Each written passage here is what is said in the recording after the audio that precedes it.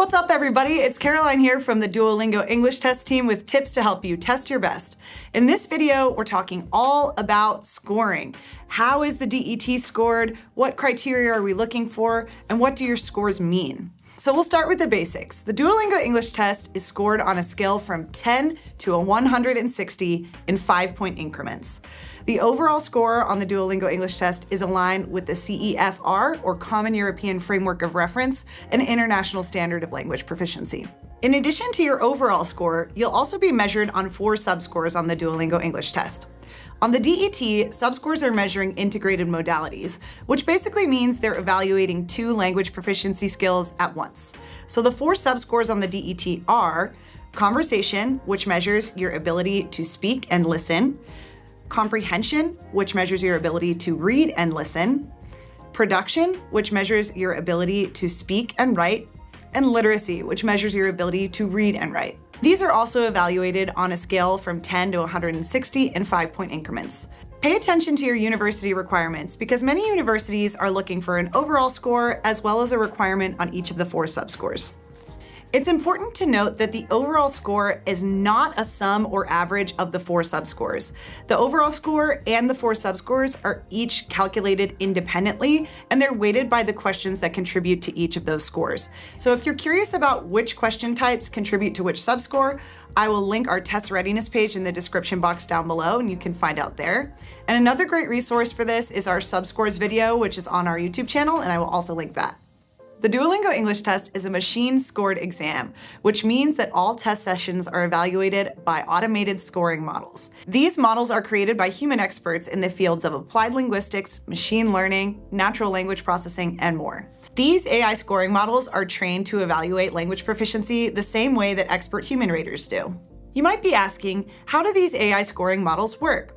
Well, the answer is, it depends on the question type. For the question types on the Duolingo English Test that have a correct or incorrect answer, your response is compared to the correct answer and you receive partial credit for any part of your answer that is correct. When it comes to open response questions, which are questions like the writing and speaking sample or the describe the image tasks, where you have to generate your own language in a written or spoken response, the scoring gets a little more complex.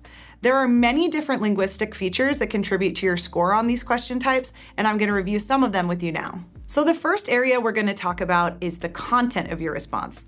This basically refers to the substance of what you wrote or said. There are a couple different features we're looking at in the content. One is task relevance. I've mentioned this in previous videos. It basically refers to how on task you stay. So are you focused on the question that is being asked? So try not to talk about something that's not related to the question. Also make sure you're answering all parts of the question that's being asked. Next is your style. So are you using an appropriate level of formality for the task? So some tasks might be more informal, like a first-person story about yourself, and some might be more formal, where you're talking about something academic or a nonfiction topic. Next, we're looking at development, which basically just refers to how well you develop your ideas. A good strategy to keep in mind for development is to make your main point and then support it with multiple pieces of evidence or supporting ideas. And the last thing we're looking at is the overall effect of your response on either the reader or listener. So did you communicate your ideas in a way that was effective, engaging, and accomplishes all parts of the task?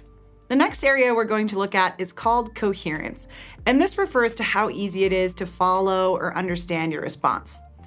So one of the features of coherence is clarity. This is basically how clear is your response, how easy is it to understand your response. The next is cohesion, which refers to how connected your ideas are. So you should be using linking expressions and appropriate pronouns to connect similar ideas together.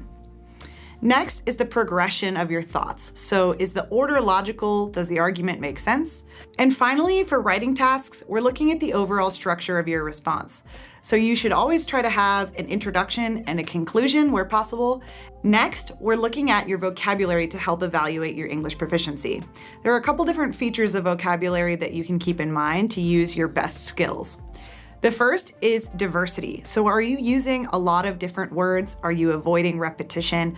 Are you showing off all the vocabulary that you know in English? The next is sophistication, which means how high level or rare are the words that you're using? Are you using basic level English words that we use every day, or are you using some more complex or advanced terms that you might see in a university classroom? Next is word choice, and this one's pretty simple. It just means, do the words make sense where you're using them? Are you using the words appropriately? The next feature we're looking at is word formation, which means, are you forming words correctly? A good example of this is whether or not you're using the right part of speech, so adjectives, nouns, and verbs all in the right place. And finally, for writing tasks, spelling does count on the Duolingo English test, so make sure you pay attention when you're writing your responses that all your words are spelled correctly. The next area we're going to look at is everyone's favorite, grammar. We probably all know what grammar is or have studied it in our own language in school, but grammar basically refers to a set of rules or structures that make up a language. So for the DET, we're looking at a few features. One is grammatical complexity. This refers to how advanced and varied your grammar structures are. So thinking about creating different sentence structures, using those grammatical features in an advanced way. The second feature is grammatical accuracy. This one is pretty straightforward. It just means, is your grammar correct? Are you using it accurately? So some examples in this category would be like subject-verb agreement or using the proper verb tense. And finally, for writing tasks, punctuation does count. So make sure you're using all your punctuation marks, your question marks, periods, commas, apostrophes, all appropriately. And the last area we'll talk about is pronunciation, and this category really only applies to the speaking tasks. So the first thing we're looking at in pronunciation is called intelligibility. This is a pretty big word for a simple concept, which is, can we understand what you're saying?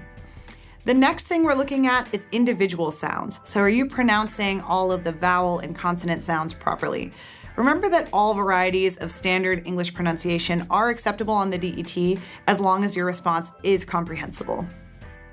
Next, we're looking at word stress. So stress refers to where you place the emphasis. For word stress, we're considering the syllables and if you're placing the emphasis on the correct syllables. We also look at sentence stress, which is a similar concept, but it refers to where you're placing the emphasis on words in a sentence. Finally, we're also looking at the intonation or the rise and fall of your voice while speaking. A good example for this is that for yes or no questions in American English, we tend to have a rising intonation at the end of the question. So, are you hungry? You can hear how my voice goes up. It's me from the future wearing a different shirt because I completely forgot the last category, which is called fluency. So fluency refers to the speed and ease of your speech. So there's a couple different dimensions we're looking at for fluency. The first one is, of course, the speed. So there's no exact, perfect, or ideal rate of speech, but your message should be able to be understood efficiently and easily by your listener. Second is something called chunking. Chunking refers to your use of pauses in a sentence. So there's natural places for pauses to go, like after grammatical units or when you're trying to add emphasis somewhere. There's unnatural pauses, which occur when you're trying to find a word or you can't figure out how to say something. And finally, we're looking at breakdowns and repairs. This basically refers to your use of filler words like or like, or repetition, or starting and stopping with your speech. Of course, some of this behavior is totally natural, but too much of it starts to affect how well we can understand you. So that's all the features we'll be talking about in today's video, but I think the main idea that I want you guys to take away is that the DET is really evaluating all aspects of your language. So the best way to improve your score or prepare for the test is really to improve your English proficiency. So practice English daily. But I hope this video was helpful and helped you understand how scoring works. If you have any more questions, please leave them in the comments down below. And I will see you guys in the next video. Bye, test takers.